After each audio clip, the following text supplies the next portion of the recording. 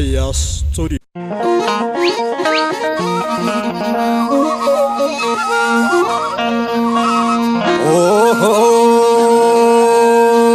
Damaalakia magala ererto erere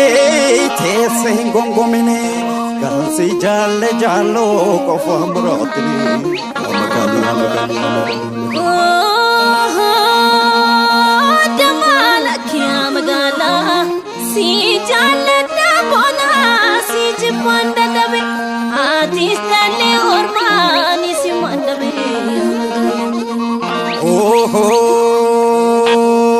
Damana warkarara lakiya magale wale tharmale akail manhada wale kalomale magale damala kiya magala hindere tamale shampokoni dalu sinjala namale wasifana dalu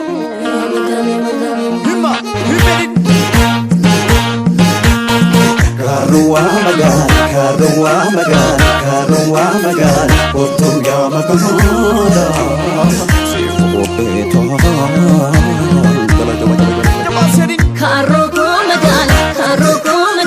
Karoko magan, kome abareda. Sifanan bagan.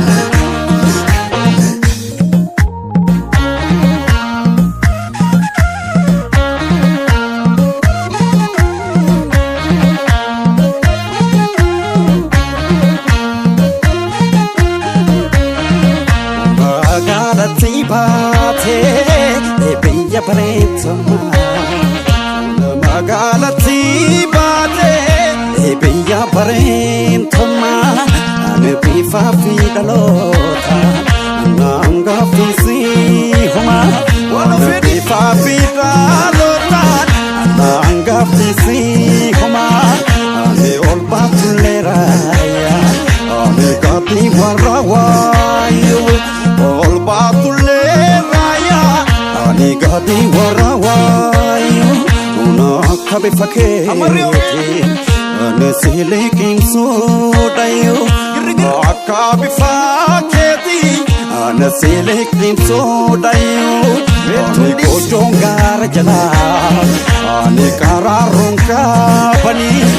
ane kojongar jala ane kararun kabani ane silikin santre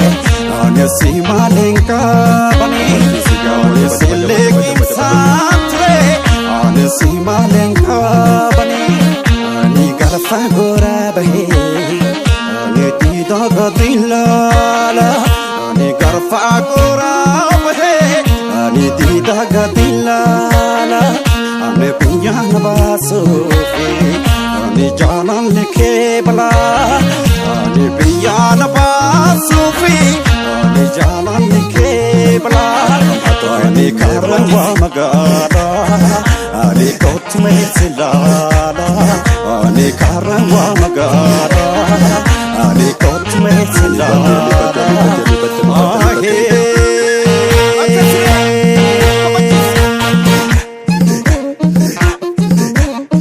Amisa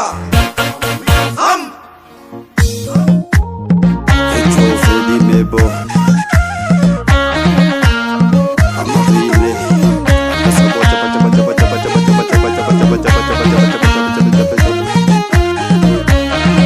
Magartuu baatee biyya bareeddummaa Magartuu baatee biyya bareeddummaa ani bifa fi dhaloota naangaafisi homaa ani bifa fi dhaloota naangaafisi homaa ani lallaafina bofaa ani dulluma seehanii ani lallaafina bofaa ani dulluma seehanii ani siyaadeen hokkatee ani beela hin seehanii ani siyaadeen hokkatee ani beela hin seehanii ani cilaate hawaara ani wara waraninka kabo Oni chilate hawara Ani waraninka kabo Oni donge waya khesa Ani rabu namang kabo Oni donge waya khesa Ani rabu namang kabo Oni ofak sukare Ani hitu masari ke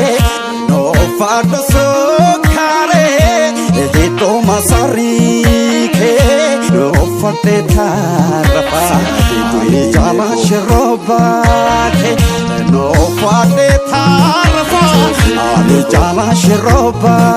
ke Ani karawa magala Ani kotu mesilala Ali karawa magala Ali kotu mesilala Ahe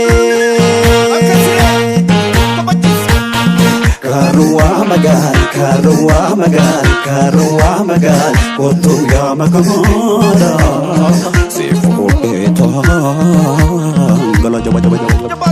Karoko magal Karoko magal Kummi abareda Sifanan magal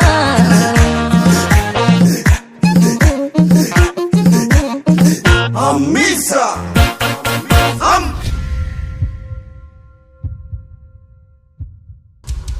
Ayas story.